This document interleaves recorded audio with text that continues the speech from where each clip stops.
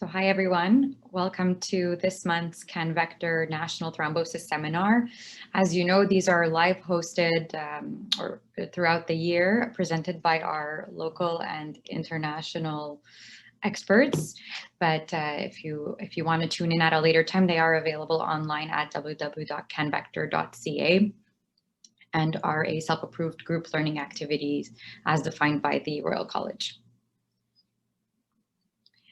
Just like to take a moment to thank the planning committee.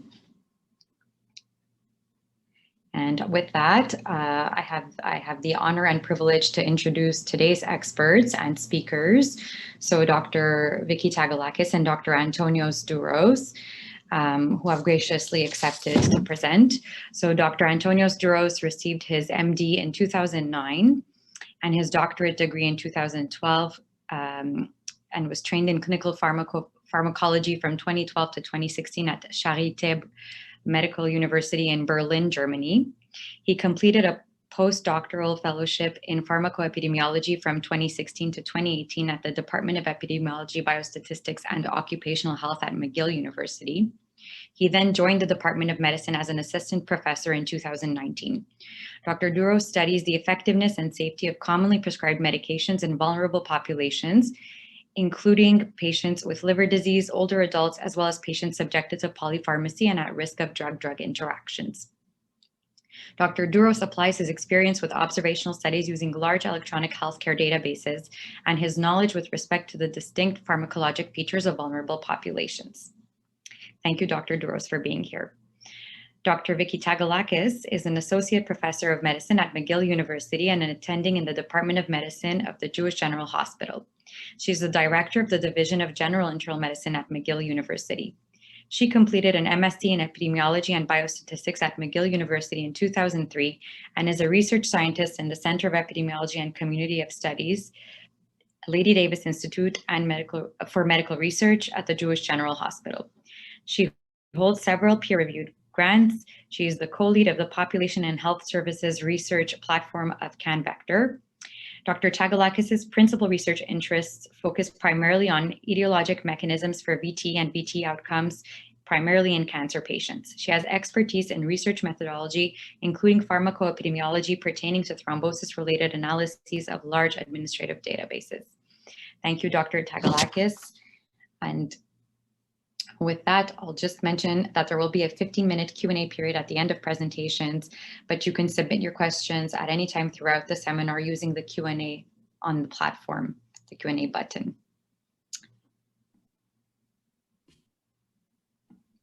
So Dr. Douros, if you want to go ahead and begin.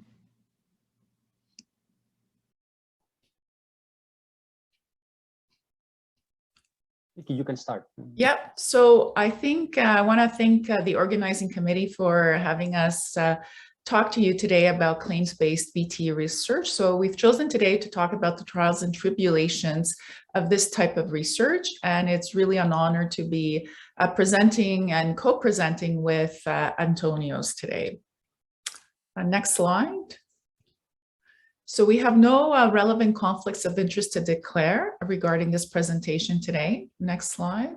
So the outline for today's talk will have 4 aims. First, we will describe the CanVector Population and Health Services Research Platform.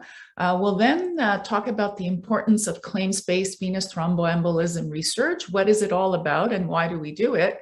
We'll explore and dive into some of the challenges and solutions we propose for some of these challenges, and then talk about some of the collaborative aspects of claim-based VTE research, in particular a collaboration we have and we'd like to highlight today.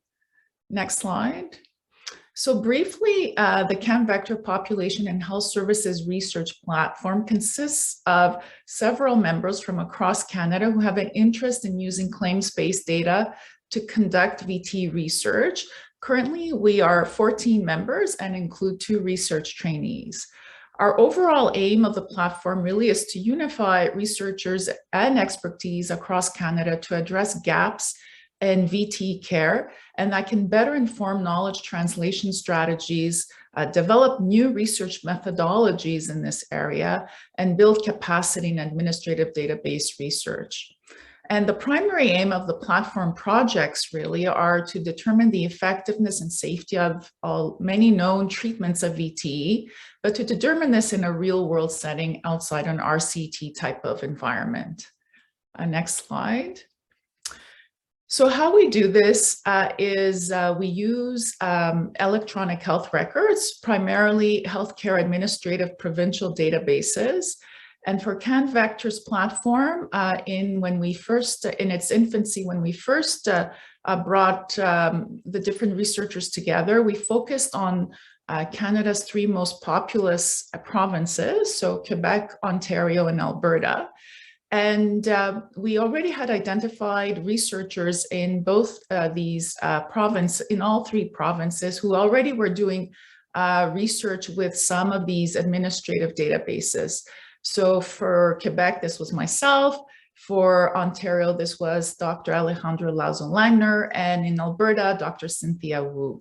And so we leveraged these relationships that we had already or associations with our respective provincial administrative database organizations. And we're able to then look to develop VT cohorts using these databases to launch some of the projects we hope to address within the CanVector network. And these data, as you can see, are derived from various databases that are in the custodial, who the province's healthcare networks are custodians of. And these include physician reimbursement claims, hospital discharge abstract databases, provincial drug plan databases, as well as vital statistic registries.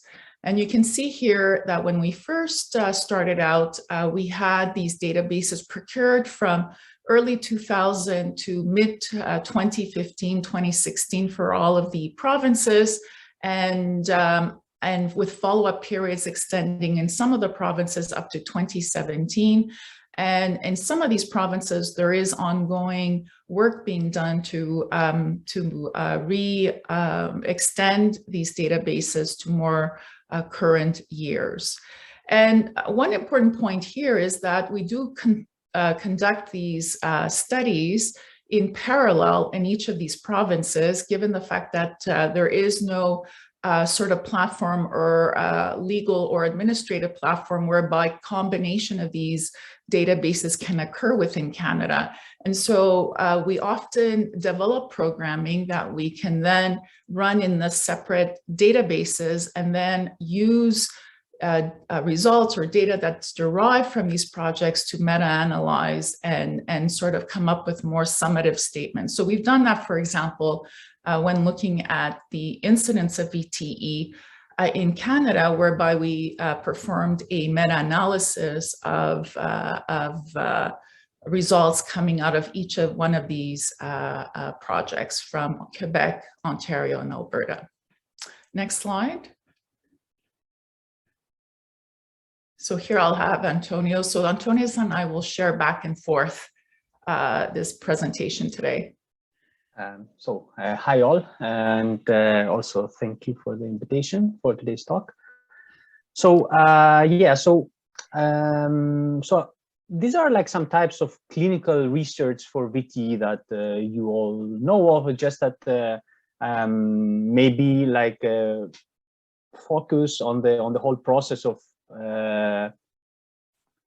finding the different subtypes and explaining maybe better the importance of claims-based VTE research. And obviously you all know the randomized controlled trials. They're considered the gold standard when we assess the efficacy of a medication. And the major advantage of RCTs is the internal validity. So there is no confounding bias there. But of course, randomized trials also have some challenges. For example, the external validity may be limited sometimes, as some of them at least are conducted under highly controlled settings. And we have to think about the sample size with RCTs. There are monetary costs associated with that. There is time because patients need to be actively recruited and followed up over time.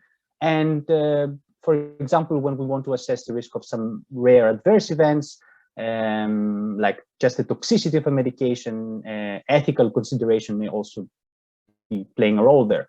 And but again, everybody that went to med school at least knows this pyramid here that of evidence, and we start with ideas, opinions, editorials, and anecdotal evidence, and then we go up to the RCTs and then the systematic reviews and meta-analysis of RCTs. So this is a conventional way of let's say of classifying or classifying clinical evidence. But there are also other types of clinical VTE research. For example, we have case reports and case series. They provide us with some preliminary information on the causal link between drug and adverse effect.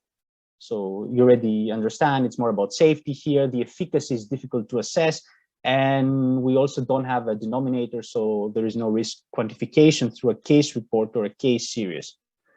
And we also have registry-based observational studies. So now we leave the realm of RCTs, we go to observational studies, and there are many of them that use clinical registries. So where the data collection is for research purposes. So the investigators collect the data in order to conduct a specific study. So the data are usually what we call clinically rich. So we can, and that means also we have a good confounding control with these studies. I'm going to talk about confounding control more later on. Obviously, the disadvantages are similar to the RCTs with respect to the sample size and the cost and the time, and also the potentially limited external validity. For example, many of these cohorts are recruited in specialized centers, for example. So we don't have like this real world aspect as much as with the claims-based VTE research. So now we finally reached the claims-based VTE research. I just want to show you just some studies that have been published in recent years in very well-known journals. For example, there is a C-Note study. For the ones who are not familiar with that, C-Note is the Canadian Network for Observational Drug Effect Studies. Each province has a C-Notes team. They do the studies separately because, as Vicky mentioned, the data, we're not allowed to combine them. So there's a same study protocol. People do studies in different provinces, and then we meta-analyze the results. And in that study, which was published in the BMJ in 2017, the safety of DOACs versus VKAs was compared in a population of patients with VTE. And then we had another study that was based on claims data from the US, where apixaban and rivaroxaban were compared head-to-head. And we even have studies in subgroups, for example, VTE patients with cancer, and there it was the effectiveness and safety of anticoagulants, that means DOACs versus VKAs, was published, I think, in 2020, that last study. So if we think about it maybe a little more, so instead of using this more rigid approach, this rigid classification that we have, the good RCTs and the rest is like, let's say, the quality of evidence is like limited. There are many people, statisticians and epidemiologists, that have been arguing in the past that actually we just have good studies and bad studies. And let's say the design should not be the primary focus, but just the quality of the study. So, now we can move on to an example of claims databases that we use in Quebec, and Vicky will take over. Thank you. So having set up sort of the discussion regarding claims-based research vis-a-vis the totality of the types of studies that occur, if I go and dive in a little bit more so that you get an understanding of what these databases are and how they're constructed. I'll give the Quebec example as this is what I am most familiar, but in other provinces, they're very similar in nature as well. So we begin with the Régie de l'Assurance Maladie du Québec, or RAMQ, and this is a database whereby physician claims for reimbursement of services, the data regarding that is housed. And so what we have available to us in this database are patient demographics, the date of RAMQ or eligibility or ineligibility. So for example, the date that a patient becomes eligible to be part of this insurance program, as well as the date that they perhaps move out of the province or pass on. So that date is also available to us. Physician claims for ambulatory and hospital services is included. So along with that claim, there's usually a diagnosis as well as a type of procedure code that is being done. And so from whether it's a visit, whether it's a procedure or an intervention. And the diagnostic codes are the International Classification of Disease Clinical Modification Score 9th revision, or the enhanced version of the 10th edition. As well, we also have access to prescriptions, specifically outpatient prescriptions that patients fill. And in Quebec, for example, all residents over 65 years of age and or older are covered by this insurance. Those without private drug insurance plans are also covered, as well as recipients of financial assistance. So you can see that there are certain populations that may not be covered or actually may not be covered during certain periods. So for example, somebody who has drug insurance with their company no longer working for that company, therefore the default will be to fall back into the provincial plan. And so there may be periods where individuals are in and out of the program. And that's where the RAMQ eligibility or ineligibility is important to keep track of. When we look at prescriptions, we have the date of prescription, we have the drug identification number, which is an international classification of drug coding, dosage, the number of pills dispensed, and the date as noted there of prescription. Moving on to the next slide. We then also have what we call MedEcho, and this is the records of all hospitalizations in Quebec. Something similar exists in Alberta as well as in Ontario, where we will find the date of admission and discharge of the patient, inpatient diagnoses, and inpatient diagnoses include the primary discharge diagnosis, as well as several secondary diagnoses are included, as well as procedures and surgeries that are coded by a Canadian classification coding system that is common to all provinces. As well, if the patient does die during that hospitalization, we also access the cause of death. And then in Quebec and in every other province, there is also a vital statistics registry, which includes the date of birth. The particularity in Quebec is that the date of death is also included, but only the month and year is provided, as well as the cause of death. And obviously, it goes without saying, but all these databases are connected through a unique patient identifier, and hence that's why we are able to sort of use all these databases as a result, able to have quite a bit of extensive data available to us. Next slide.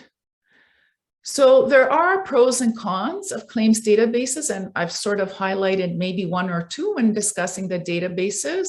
I'll begin with the pros. These are large databases, so this affords us the ability to look at subgroup analyses. So underrepresented populations, perhaps, like, for example, the very old patients with end-stage renal disease, patients with advanced liver disease, pregnant women, for example, and we're also able to then also look at rare outcomes. There is a high external validity given the fact that these are population-based and nationwide, and so there is external applicability of the data. The data is already available for the most part, and so very time-saving. And there is obviously individual patient linkage across the databases.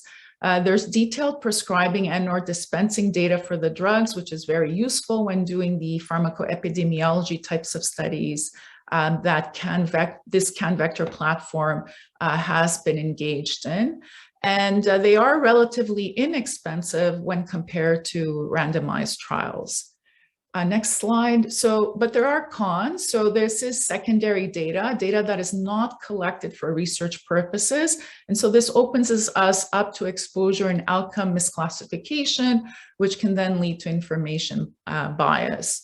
The secondary data, there are secondary data that are not collected for research purposes. So for example, lack of clinical data such as vitals, laboratory values, anthropometrics.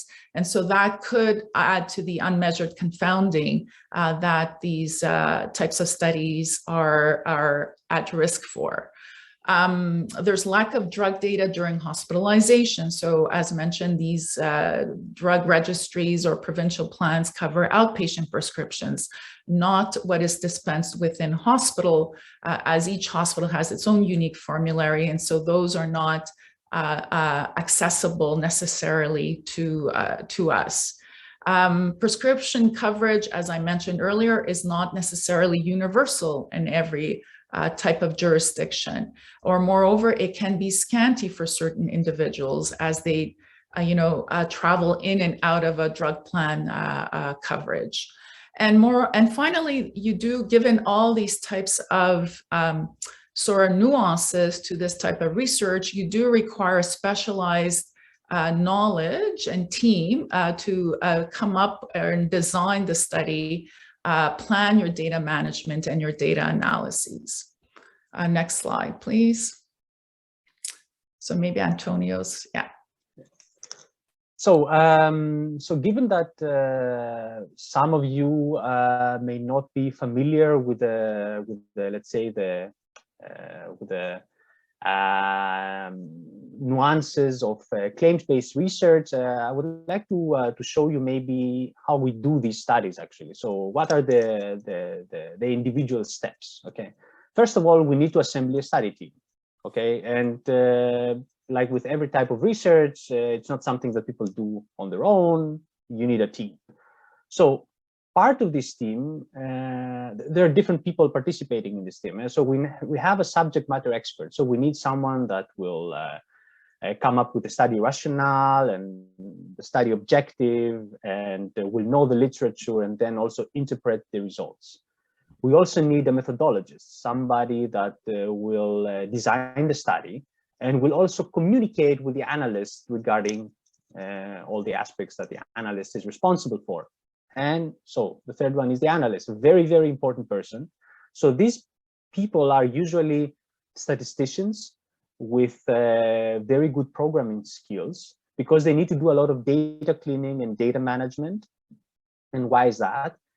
As Vicky mentioned, these are secondary data, so they were not collected for research purposes. So what we usually get from RAMQ, for example, is these are administrative data. So there is a lot of, let's say, there's a lot of cleaning to be done in order to be able to do research with this data. Okay, and these are very complex steps. So you need a person with very, very good programming skills. And once that is done, then of course you need to run the statistical analysis. And if the statistics that you will use are, let's say, very state of the art, or there's a unique aspect to that, you also need maybe also like a statistician. Okay. And so once we have the study team, you need to access the data. And we said it's relatively inexpensive and the data is already there. But Vicky knows that better than I do. Sometimes it can be complicated. because waiting times can be very long, especially now with the pandemic. It has probably become even worse. So we're talking sometimes about 2 to 3 years waiting time, at least in Quebec. In other provinces, it might be better, but Quebec, let's say, does not belong to the quick provinces. Okay. So let's move on. So once we have the study team and we have the data, we write a study protocol. So the study protocol should describe how we will construct the cohort. So which inclusion and exclusion criteria we will have for the study. And we need also to define these inclusion and exclusion criteria. These are usually like comorbidities, for example. And usually we need ICD codes for that. Okay, so the study protocol should also include the ICD codes that will define each inclusion and exclusion criteria. Then we need to identify and also identify the covariates that we want to assess. Covariates are comorbidities and co-medications that could be potential confounders. Again, this is observational research. We don't randomize, so we need to be sure that we will compare apples with apples in the end. And confounders are covariates that can distort this balance. So we need to adjust for these covariates, and we need to define them too. Again, using ICD codes or procedure codes sometimes. Then we need to define the exposure. There are equivalents to the intent to treat analysis that we know from RCTs. Also, the as treated exposure definition is similar to the per protocol analysis in the RCTs. And then we have the time variant, which is a little more complex. And then we need to define the outcomes. So let's say we want to define major bleeding. The analyst needs to know which ICD codes he or she should be searching for in the database. And it's underlined because it's very important, pre-specified analysis. So because we do have the data and the data is already there, there's of course this temptation, you can understand, to run as many analyses as possible, and once the hazard ratio looks nice, then keep this one and ignore the rest. So this is, for example, this is a famous painting by Albrecht Dürer. It's about Hercules and vice and virtue. So should I take the good path or the bad path? And in order for us to avoid all these temptations, we have study protocols and pre-specified analysis, and any analysis that might be conducted afterwards is also highlighted in the manuscript as post hoc analysis. Okay, so that everybody will know we knew from the beginning what we will be doing. Okay. So okay, now we have the study protocol. Then the analyst has a lot of things to do. As I mentioned earlier, data cleaning, data management. So for example, episodes of eligibility need to be constructed, because for a given patient, if we do research regarding drug effects, they have to be covered, for example, in Quebec by the, but they need to have drug coverage. If they just have a private coverage for their medication, then we cannot really include them in our study because we won't know their exposure. We need to deal with missing data. And then again, the analyst will construct the study cohort, will define all the things we said that need to be defined, covariates, exposure, and outcomes, and then run the models, the statistical analysis. And the final steps are identical to any type, essentially, of claims of clinical research. So we need to present and publish the results. So, and another thing that we do to increase the internal validity of claims-based research is similar to the way where we try to imitate RCTs by writing a study protocol and defining each step a priori. We also have the so-called target trial principle. So we also try to emulate an RCT when designing a study. So similar, like you can see the upper half is here in RCT. So we have the washout period, then the randomization, and then drug A or drug B, and drug B can be placebo or an active comparator. So similar to that, we apply a principle in pharmacoepidemiology, in claims-based VTE research, for example, where we say, okay, we have a baseline period, so no past use of either drug A or B, and then we have the indication for treatment, and then we have new users of drug A or drug B. This is a design which we call active comparative new user design, and it's considered state-of-the-art in observational research on drug effects.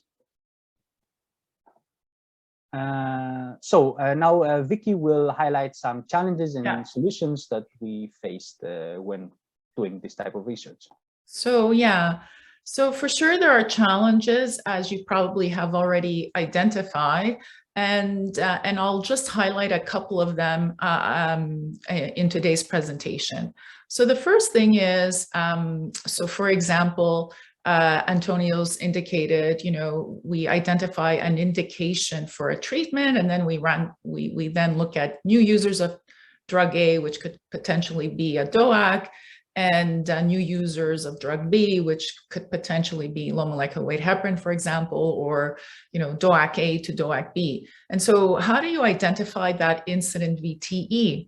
So, we talked about these diagnostic codes. So one can use a single VTE diagnostic code to capture VTE. So meaning we have found that a patient had no prior diagnostic code to 2020. We're now going to follow in the year prior to that. We're now going to look at all new incident VTE cases, and we're going to look at what, follow these patients forward who then get randomized, who get allotted to the new user A type A or the new user type B drug. However, it's been shown that using a single VT diagnostic code, it can be very imprecise, with positive predictive values there for P ranging from 24 to 92% and DVT 31 to 97%. So, this imprecision really reflects, the daily practice which these administrative databases are picking up on, whereby VT is diagnosed through a series of physician visits, tests, procedures, and so on. And so when we look at defining a VT occurrence, we often will have to build an algorithm, and this algorithm will incorporate the diagnostic code and or a procedure code and or an anticoagulant prescription, depending on the study. So often when we're doing studies looking at drug effects, though, obviously having that single VT diagnostic code, which will then look at people who took drug A versus drug B, that pretty much will indicate that that patient does have a VTE, given that we have perhaps excluded patients with atrial fibrillation and other indications in the year prior. Next slide. But in non-pharmacologic or pharmacoepi type studies where, for example, we've done studies looking at just using these databases to look at incident VTE, we actually have to build a sort of algorithm to where we don't necessarily want to just look at patients who get treated with an anticoagulant. And so you can see that the algorithm will then look at primary or secondary hospital discharge diagnosis for VTE, or a VT in the outpatient setting, a VT diagnosis and a diagnostic procedure in the same medical act, followed in the subsequent 30 days by a diagnostic for code for VT, since we know often in Quebec, for example, physicians may label somebody as having a VT when they're sending him off to do a Doppler ultrasound to rule out a DVT, and that individual may not have a DVT. And so having that 30-day follow-up diagnostic code for VT has been shown to improve the positive predictive value of picking up an incident VTE in US claims database research. Going on to looking at another challenge that we have faced, and it'll make more sense to you when we present one of our collaborative studies that we've done with our German colleagues. We wanted to look at DOAC usage versus vitamin K antagonist usage in patients with incident VTE. And we wanted to do this in different subpatient populations using both German and Quebec population to determine outcomes vis-a-vis bleeding. So in VTE, I just explained how we would use a inpatient or outpatient diagnostic code for VTE, whereby the event date equals the date of the diagnostic code. And then obviously we would be only interested in patients who get a DOAC versus a VKA. What's particular in the German database is that it does not contain the exact date of the outpatient diagnoses, but only the respective quarter of the year that occurred. So we had to adapt our algorithm, particularly for the German database, and we do this a priori before any analyses are undertaken.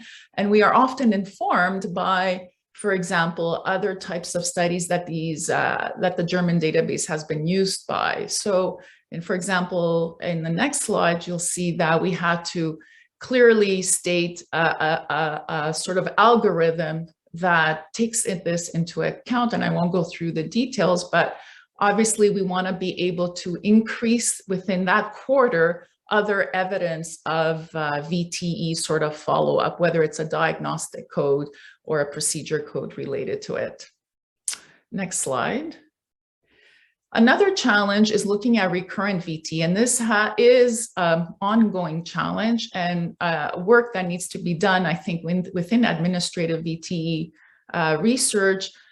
In the future, we'll have to focus somewhat on this issue of recurrence and defining recurrence.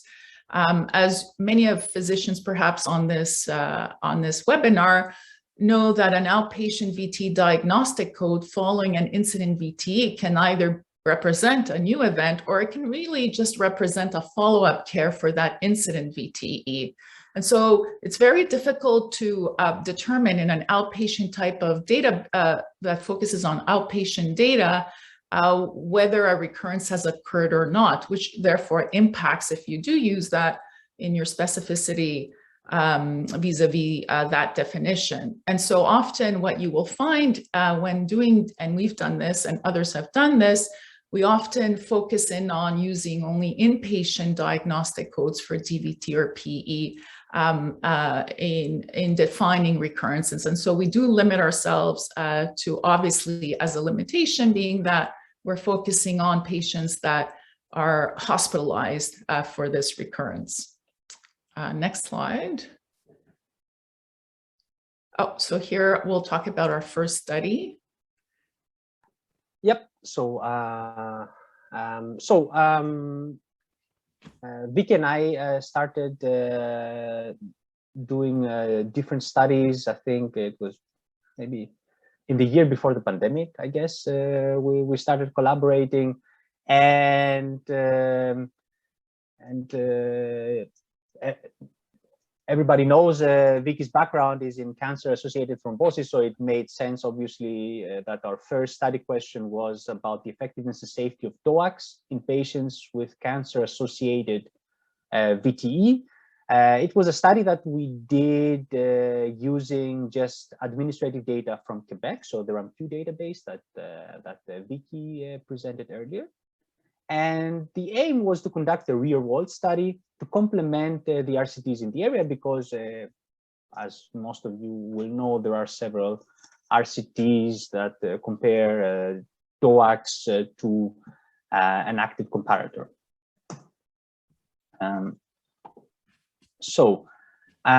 This study was published in 2021 in Thrombosis Research, and we had like more than 4,000 patients with cancer-associated VTE who initiated treatment with anticoagulants. Obviously, most of these patients initiated either DOACs or low molecular weight heparin, and DOACs were associated with decreased risk of recurrent VTE and major bleeding. We also found a strongly decreased risk of all-cause mortality with DOACs, but we clearly mentioned in the abstract that we think that this reflects more like the issue of unmeasured confounding and less a true effect.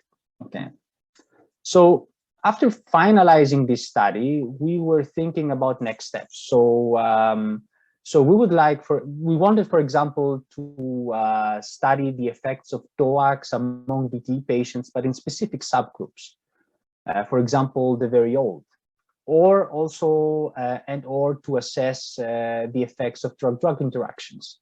And based on some initial sample size calculations that we did using the Quebec data, we realized that these studies would not really have been feasible. Like, we would be able to have some estimates, but the confidence intervals would be so wide where the results would have been also very inconclusive. So what happened then is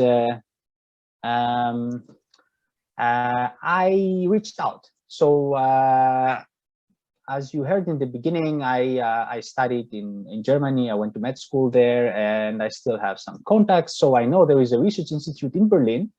The name is INGEF, is a German abbreviation. It stands for Institute for Applied Health Research, and was founded in 2016.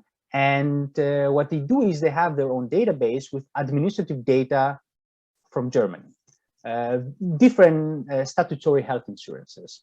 They have a big team, more than 30 scientists, and they have been publishing claims-based research. Not so much regarding VTE. I think they had one study where VTE was the outcome, but like in the same, let's say, scientific area.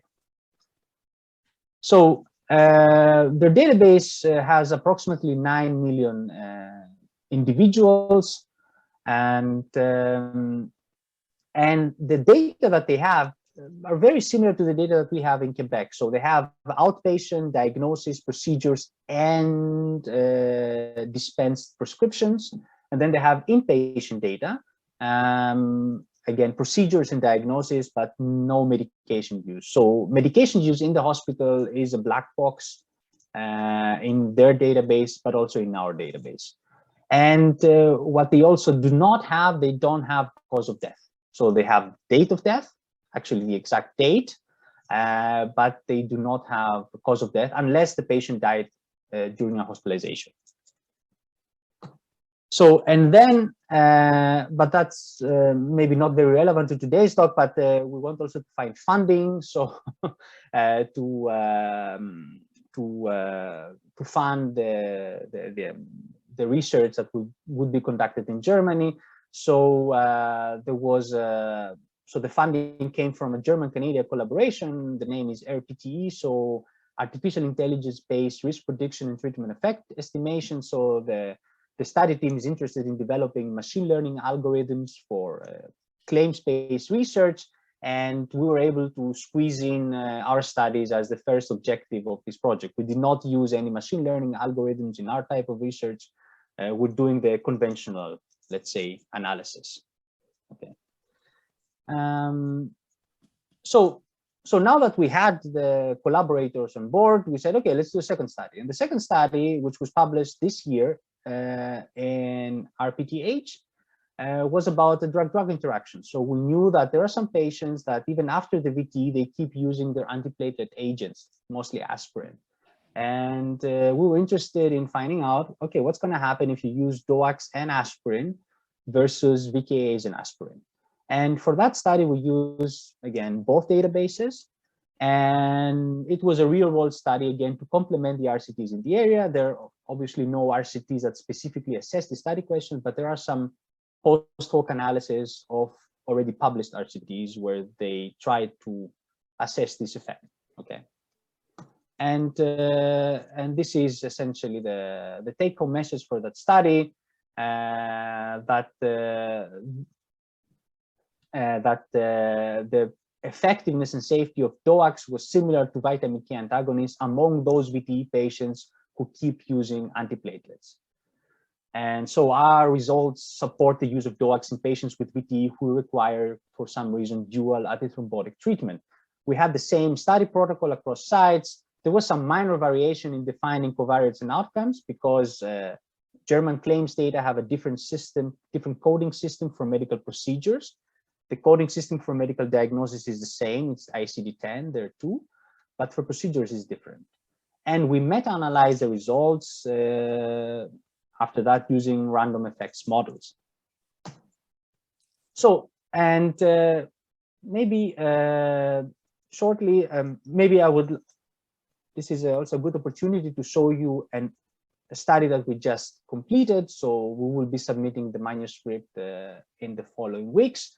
So the last study that we did with our collaborators in Germany was about the oldest old, so octogenarian patients, so 80 plus. And we know that they are underrepresented in the people at RCTs. We have like 10 to 17% that are 75 plus in the RCTs. I couldn't find any data regarding 80 plus. And the observational data have been scarce. So we said, okay, we want to assess DOAC effects in this high-risk group because this is an area where we still have very scarce evidence. And our study cohort included all patients aged 80, at least 80 years with an incident VTE, and who initiated an oral anticoagulant, so either DOAC or VKA, within the first 15 days of the VTE. We use an as-treated exposure definition similar to the per-protocol analysis in the RCTs. So we censored whenever patients switched or discontinued treatment, and our study outcomes were recurrent VTE, major bleeding, and all-cause mortality. And for the statistical part, because again, we want to compare apples with apples, we have the issue of confounding, so we have to do something about that. And we use the state-of-the-art approach called inverse probability of treatment weighting, which was based on high-dimensional propensity scores. So these are just fancy words. I'm going to explain them in the next 2 slides. And then we meta-analyze the site-specific estimates. So what is a propensity score? This is a term that we read a lot about in many observational studies. So the idea is, the aim is to deal with confounding, to reduce confounding. And confounder is a covariate that is associated with both the exposure and the outcome. And a propensity score is a way to deal with confounding by attacking the confounder exposure association. But what is that exactly? So it's a summary score. It reflects the probability of receiving a treatment given a specific set of covariates. We calculate the propensity score using logistic regression. And there are different ways of using this propensity score. We can adjust for propensity score, we can match on it, we can stratify by it, or we can use this IPTW, the inverse probability of treatment weighting, where we assign weights to each patient in the cohort based on the inverse of their propensity score. And it's considered more efficient than traditional regression. It's as good, maybe even better, but definitely more efficient because we have now one covariate to deal with and not all these different covariates. So, so in case where we don't have that many events and our population is not that large, propensity scores are very, very useful tools. And for our last study, we didn't just use a conventional propensity score, we used a high-dimensional propensity score, which is an attempt to even control for covariates that had not been measured by identifying potential proxies in the claims database. We call it high-dimensional because it includes data from all database dimensions, so hospitalization, drug prescriptions, demographics, administrative data, and it's a multi-step data-driven approach, so it's an algorithm essentially. But the nice thing about it is we can let the algorithm identify the potential confounders, but we can also include potential confounders that we have pre-specified in our protocols based on subject matter knowledge. And we would say that is at least as good as conventional propensity scores. So, and the results, so as you can see, we had 3 outcomes: recurrent VTE, major bleeding, and all-cause death. And so we were able to show that DOACs and VKAs had a similar effectiveness and safety among octogenarian patients with VTE. There might be some improved effectiveness with DOACs, but as you can see, because of our outcome definition where we aim for the highest possible specificity, but losing sensitivity, our results were not that conclusive. Okay, so that were the main results of that study. And these are the conclusions. And Vicky, you want to? Yeah, sure.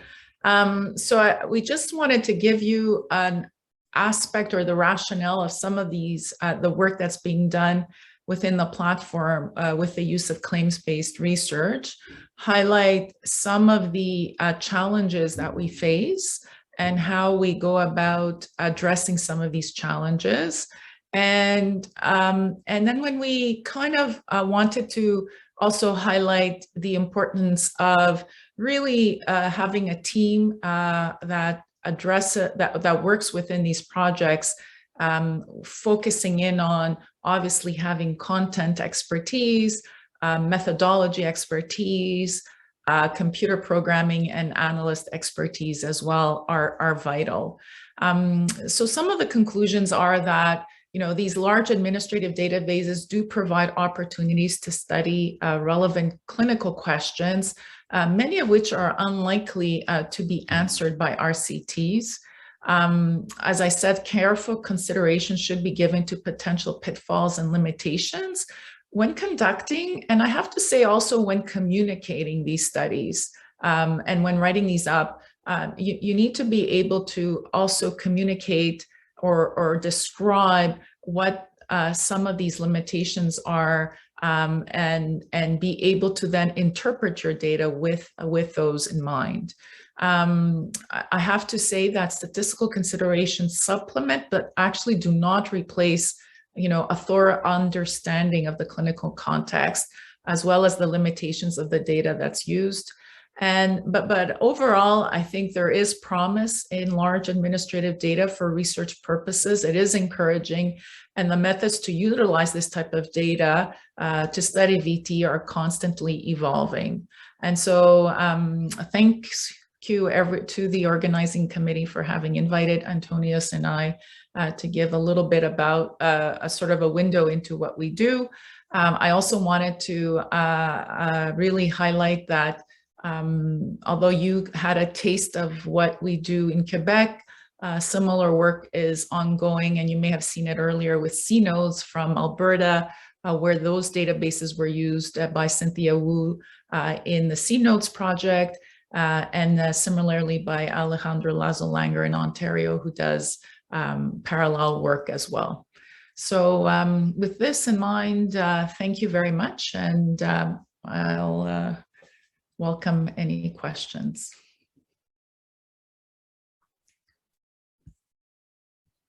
I think. Thank you, Dr. Tagalakis and Dr. Douros. There was a question in the chat by Debayoti Beswas asking the speakers about a pretest probability, I suppose. It says, is there any pretest? And this was pertaining to the slide in challenges and solutions where you discussed the positive predictive value of PE and DVT. So I assume the question is directed to... So we don't necessarily have the ability for pretest, given that we don't have a lot of the information that goes into determining what the physician is thinking about or risk stratifying that individual before going on to do a Doppler ultrasound or a PE.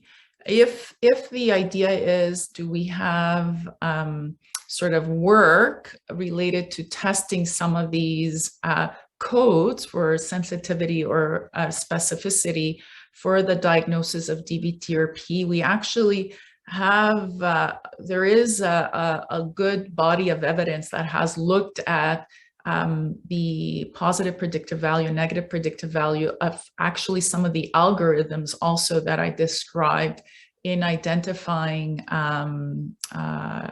patients with VT. And we actually did do this type of work in Quebec several years ago, where we actually had the opportunity to have RAMQ data for patients that were enrolled in a study whereby we had the foresight, and this was part of a study where we had the foresight to have consent from the patients to go retrieve their RAMQ data.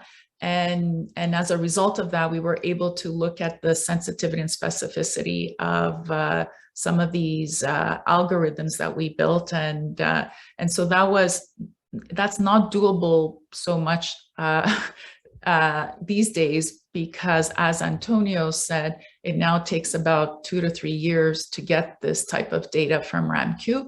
And that is because, in fact, there's been such cost cutting happening at, in the provincial health ministry, where resources devoted to this type of work have been slashed over the past few years.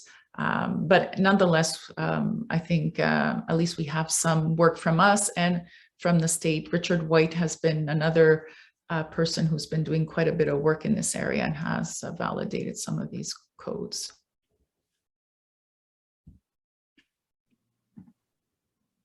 Thank you. We have another question in the Q&A. Can you give an example of unmeasured confounding and related to a study outcome? I can answer this one. Sure. I mean, we have medical clinicians here, so you all know that BMI, for example, is a risk factor is associated, let's say, with recurrent VTE, and there might be some imbalance among DOAC and DKA users, so there might be an association also with your exposure, and that would be a confounder that is not measured in administrative databases. We do have diagnostic codes for obesity, but I mean, many people will know that from their daily coding practice. Let's say, I would say the specificity would be relatively high there with obesity diagnostic codes, but the sensitivity would be rather low. Okay, so BMI could be an unmeasured confounder. Another unmeasured confounder could be, for example, alcohol use, because we know that alcohol is associated with bleeding. So we do all these studies. It's also part of the Hazlitt score, alcohol use. We have data on alcohol-related disorders, but we don't have data on alcohol use. So this would be two unmeasured confounders that I could think of. And there are also other settings where we assume there are unmeasured confounders because subject matter knowledge is not complete. But again, this would be two unmeasured confounders. There are databases around the world that have this type of information. For example, if you use electronic medical records, but the administrative claims databases do not include them. I hope I answered the question. Yeah, and then there are also other behavioral, like smoking, for example, is not available in these databases either.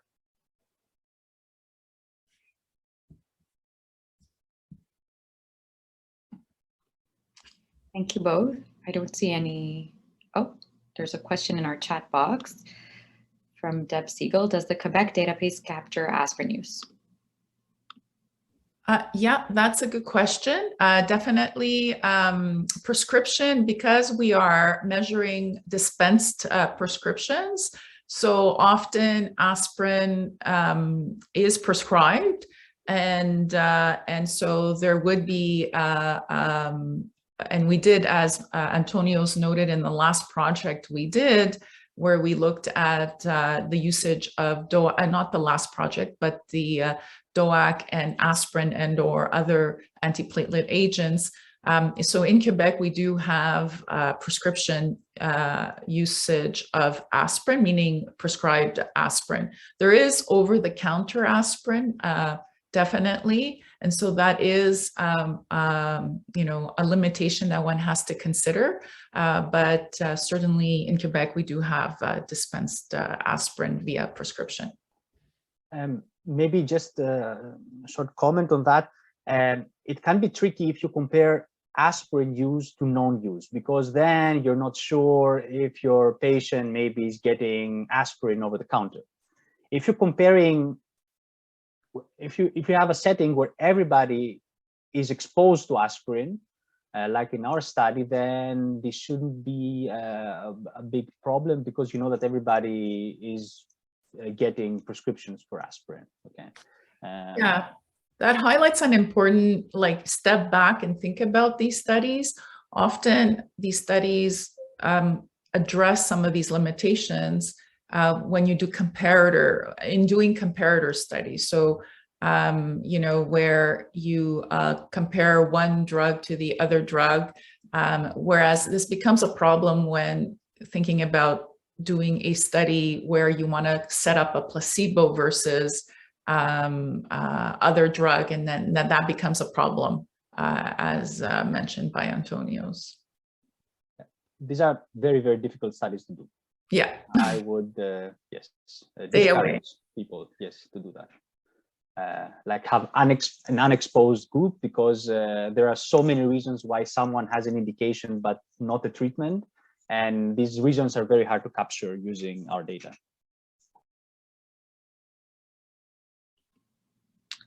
Dr. Siegel had just added that this is a big limitation for Ontario databases. She says, so in Ontario, we can measure bleeding on OACs, but can't adjust for antiplatelet therapy use. And she says, thank you for the talk. Yeah, no, it is a limitation, not just in Ontario.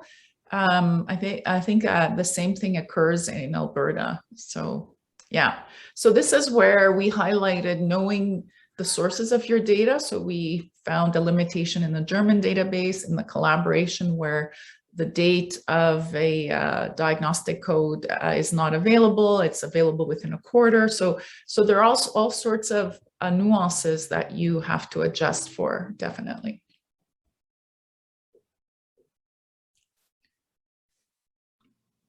Thank you. It's now 2:01. I don't see any further questions in the chat box or in the Q&A. I just would like to take this opportunity to thank our attendees, thank our speakers. That was very informative and practical. And we hope to see you again next month in April. Have a good afternoon. Bye-bye. Bye. Thank you.